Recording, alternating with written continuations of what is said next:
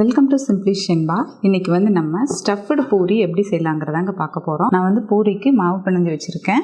உருளைக்கிழங்கு வேக வச்சு எடுத்து வச்சுருக்கேன்.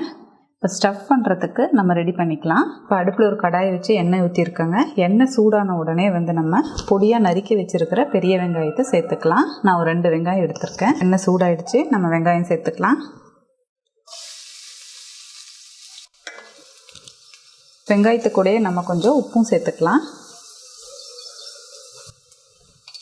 இது கூட நம்ம ஒரே ஒரு பச்சை மிளகா பொடியாக நறுக்குனது சேர்த்துக்கலாங்க.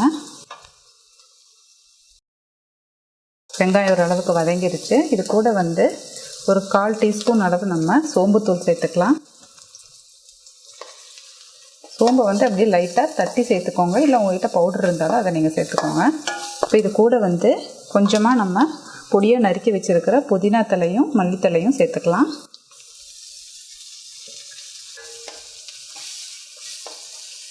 இது கூட 1/4 டீஸ்பூன் மஞ்சள்தூள் சேர்த்துக்கலாம். காரத்துக்கு ஏற்ற மாதிரி மிளகாய்த்தூள், 1 டீஸ்பூன் கரம் மசாலா. கொஞ்சம் எண்ணெயில் வதங்கட்டும். அதுக்கப்புறமா நம்ம உருளைக்கிழங்கு சேர்த்துக்கலாம். நல்லா வதங்கிடுச்சுங்க. இப்போ நம்ம மசிச்சு வச்சுருக்க உருளைக்கிழங்கு கூட சேர்த்துக்கலாம். இது கூட பார்த்திங்கன்னா ஒரு 1/2 டேபிள் ஸ்பூன் அளவு நம்ம மேங்கோ பவுடர் சேர்த்துக்கலாம். இப்போ நல்லா மிக்ஸ் பண்ணி விட்டுடலாம்.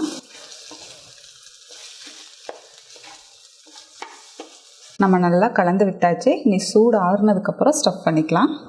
சூடு ஆறிடுச்சுங்க. இனி நம்ம ஸ்டஃப் பண்ணிக்கலாம்.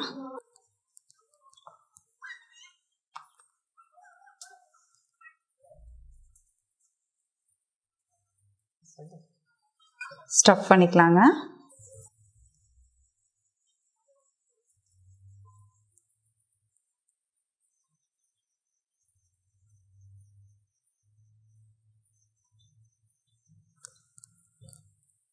நம்ம ஸ்டஃப் பண்ணியாச்சு.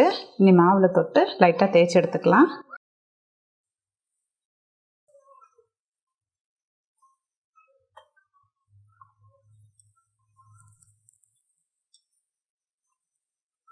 ப்ரெஷர் கொடுக்காமல் லைட்டாக தேய்ச்சோன்னா போதும்.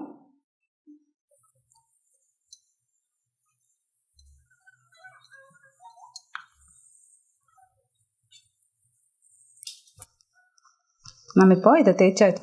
எண்ணெய் நல்லா சூடாகிடுச்சுங்க. இனி நம்ம பூரி போட்டு எடுத்துக்கலாம்.